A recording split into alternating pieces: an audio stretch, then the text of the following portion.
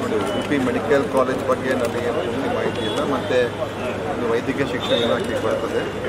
ಆದರೆ medical college ಎಲ್ಲ ಜಿಲ್ಲೆಯಲ್ಲಿ ಮಾಡಬೇಕು ಅಂತ ಇದ್ದರೂ ಕೂಡ ಅದು ಎಲ್ಲೆಲ್ಲಿ ಬಹುಶಃ ಆದ್ಯತೆ ಮೇರೆಗೆ ಅವರು ಬೇರೆ ಕಡೆ ತೊಗೊಂಡಿದ್ದಾರೆ. ಈಗಿರುವಂಥ ಮೆಡಿಕಲ್ ಕಾಲೇಜ್ಗಳನ್ನು ನನ್ನ ಪ್ರಕಾರ ಹೊಸ ಮೆಡಿಕಲ್ ಕಾಲೇಜನ್ನು ನಿರ್ಮಾಣ ಮಾಡಬೇಕು, ಆಮೇಲೆ ಮಾಡೋಣ.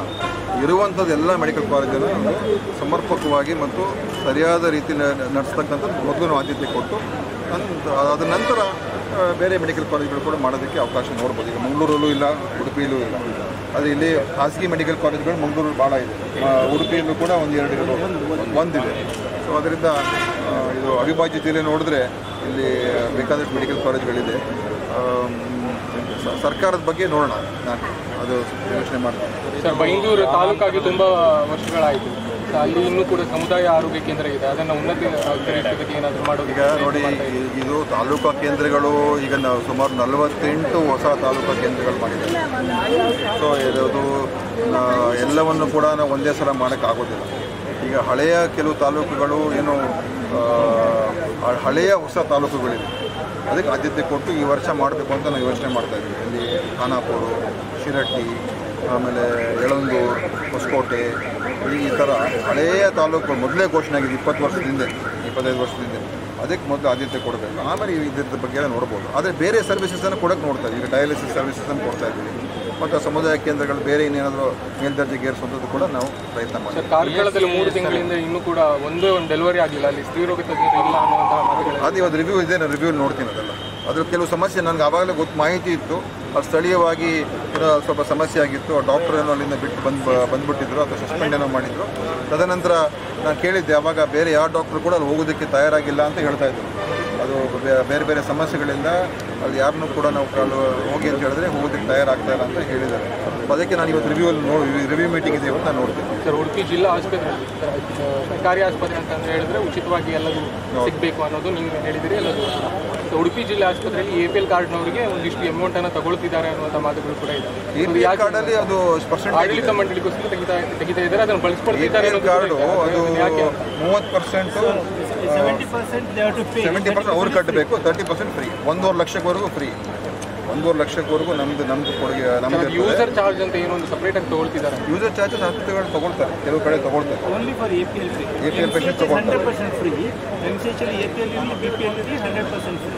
ಯೂಸರ್ ಚಾರ್ಜಸ್ ಎಲ್ಲ ಕಡೆ APL ತೊಗೊಳ್ತಾರೆ. ಗ್ರಾಮಾಂತರದಲ್ಲಿ ವೈಲ್ಡ್ ಲೈಫ್ ಏರಿಯಾದಲ್ಲಿ ಅರಣ್ಯ ಭಾಗದಲ್ಲೆಲ್ಲ ಆಯುಷ್ ಡಾಕ್ಟರ್ ಕೊಡ್ತೀವಿ. ಈಗ BSCಗಳಿಗೆ ಬರಬೇಕಿದ್ರೆ ಬಹಳ ಒಂದು 10-20 ಕಿಲೋಮೀಟರ್ ದೂರ ಬರುತ್ತೆ. ಈ ನಕಲಿ ಮತ್ತು ವಸೂಲಿ ಅಂತಕ್ಕಂಥ ವಿಚಾರ ಕೆಲವು ಕಡೆ ಡಾಕ್ಟರ್ಸ್ಗಳಿವೆ. ಅಂಥ ಕಡೆಗಳಲ್ಲಿ ಆಯುಷ್ಗಳು ನಿಮ್ಮ ಸರ್ಕಾರದ ಅಂಡರ್ ಬರಬಹುದು. ಅಲ್ಲಿ ಗ್ರಾಮಾಂತರ ಜನರಿಗೆ ಸೇವೆಗೆ ಬದಲಿ ವೈದ್ಯರಲ್ಲಿ ಇದುವರೆಗೆ ಆಗುತ್ತೆ. ಈಗೆಲ್ಲ ನಾವು ಎಲ್ಲ MBBS ಡಾಕ್ಟರ್ಸ್ನ ಪೋಸ್ಟ್ ಮಾಡ್ತಾ ಇದ್ದೀವಿ. ಈಗಾಗಲೇ ಪೋಸ್ಟಿಂಗ್ ಆಗಿದೆ. ಎಲ್ಲ 1 ಇಯರ್ ಕಂಪಲ್ಸರಿ ಸರ್ವಿಸ್ ಇದೆಲ್ಲ. ಎಲ್ಲೆಲ್ಲಿ ಖಾಲಿ ಇದೆ MBBS ಡಾಕ್ಟರ್ಗಳು ಇರಬೇಕಾಗಿರೋದು ಎಲ್ಲ ಕಡೆ ಆಗ್ತಾ ಇದ್ದೀವಿ. ಬಹುತೇಕ ಕಡೆ ಈಗ ಅದನ್ನು ಆಲ್ಮೋಸ್ಟ್ ಅವ್ರಿಗೆಲ್ಲ ಪೋಸ್ಟಿಂಗ್ ಮಾಡ್ತೀವಿ MBBS ಡಾಕ್ಟರ್ಸ್. ಬೇಡಿಕೆ ಇದೆ, ಅದ್ರ ಬಗ್ಗೆ ಈಗ ನಾವು ಇವತ್ತು ಮೀಟಿಂಗಲ್ಲಿ ಮಾತಾಡ್ತೀನಿ.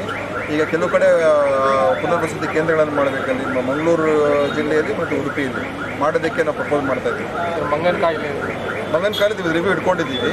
ಆದರೂ ಈಗಾಗಲೇ ನಮ್ಮ ಆಯುಕ್ತರಲ್ಲಿ ಹೋಗಿ ಭೇಟಿ ಕೊಟ್ಟು ಬಂದಿದ್ದರು. ನಾನು ಒಂದು 4-5 ದಿವಸದಿಂದ ಅವ್ರನ್ನ ಕಳಿಸಿದ್ದೆ, ಅಲ್ಲಿ ಆಗಿ ನೋಡ್ಕೊಂಡು ಬಂದಿದ್ದಾರೆ.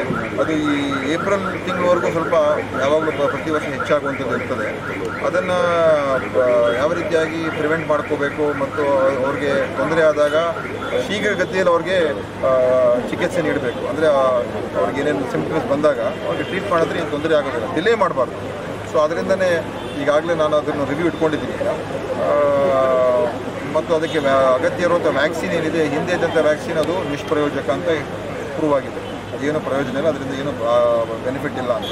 ಹೊಸ ವ್ಯಾಕ್ಸಿನ್ ತಯಾರು ಮಾಡೋದಕ್ಕೆ ನಾವೀಗ ICMR ಜೊತೆ ಮಾತನಾಡಿದ್ದೇವೆ ಮತ್ತು ಹೈದರಾಬಾದಿನ ಸಂಸ್ಥೆ ಜೊತೆ ಈಗ ನಾವು ಟೈಅಪ್ ಮಾಡಿಕೊಂಡು ಅವರಿಗೆ ಹೊಸ ವ್ಯಾಕ್ಸಿನನ್ನು ಮಾಡೋದಕ್ಕೆ ಹೇಳಿದ್ದೀವಿ.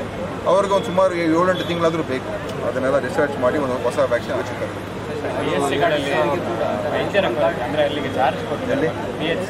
ಹಾಂ, ರೂರಲ್ ಏರಿಯಾಗಳಲ್ಲಿ ತುಂಬ ಸಮಸ್ಯೆ. ಒಂದು ಹಾಸ್ಪಿಟಲಿಂದ ಇನ್ನೊಬ್ಬರು ಡಾಕ್ಟ್ರಿಗೆ ಚಾರ್ಜ್ ಕೊಟ್ಟರೆ ಅದೇ ಇವಾಗ ಎಲ್ಲ MBBS ಡಾಕ್ಟರ್ಸ್ನ ನಾವು ಹಾಕ್ತಾ ಇದ್ದೀವಿ.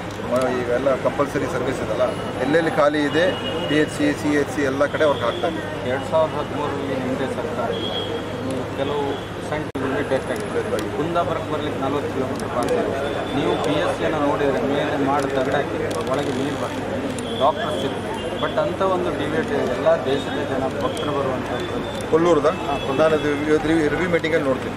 ಸರ್ ಇವತ್ತು ರಾಜ್ಯ ಒಂದೊಂದು ಸರ್ ಈಗ ಲಾಸ್ಟ್ ಟೈಮ್ ನಿಮ್ಮ ಶಾಸಕರು ಯತ್ನಾಳ್ ಅವರು ಗಂಭೀರವಾಗಿ ಆರೋಗ್ಯ ಇಲಾಖೆ ಮೇಲೆ ಆರೋಪ ಮಾಡಿದ್ದಾರೆ. ಸೊ ನೇರವಾಗಿ ಆರೋಪ ಮಾಡಿದ್ದಾರೆ. ಸೊ ನಿಮ್ಮ ಸರ್ಕಾರ ಅಧಿಕಾರಕ್ಕೆ ಬಂದಾಗ ನಾವು ಭ್ರಷ್ಟಾಚಾರ ನಿರ್ಮೂಲನೆ ಮಾಡಿ ನಾವೀಗ ಅದರ ವಿಚಾರ ಈಗ ನಾವು ಆಯೋಗವನ್ನು ರಚನೆ ಮಾಡಿದ್ದೇವೆ. ಜಸ್ಟಿಸ್ ನಮ್ಮ ಎಲ್ಲ 40,000 ಕೋಟಿಯಷ್ಟು ಹಗರಣ ಒಂದು ಆಗಿದೆ. ಜಡ್ಜ್ ಮೈಕಲ್ ಡಿಕೂನಾ ಅವರು ಈಗ ಅವರ ಒಂದು ಅದನ್ನು ತನಿಖೆ ಮಾಡ್ತಾ ಇದ್ದಾರೆ. ನಾವು ಎಲ್ಲ ಡಾಕ್ಯುಮೆಂಟ್ ಏನಿದೆ ಅವರೆಲ್ಲ ತೊಗೊಂಡಿದ್ದಾರೆ. ಅವರ ವರದಿ ಬಂದ ಮೇಲೆ ಅದರ ಮೇಲೆ ಮುಂದಿನ ಕ್ರಮ ತಗೊಳ್ತೀವಿ. Okay, thank you.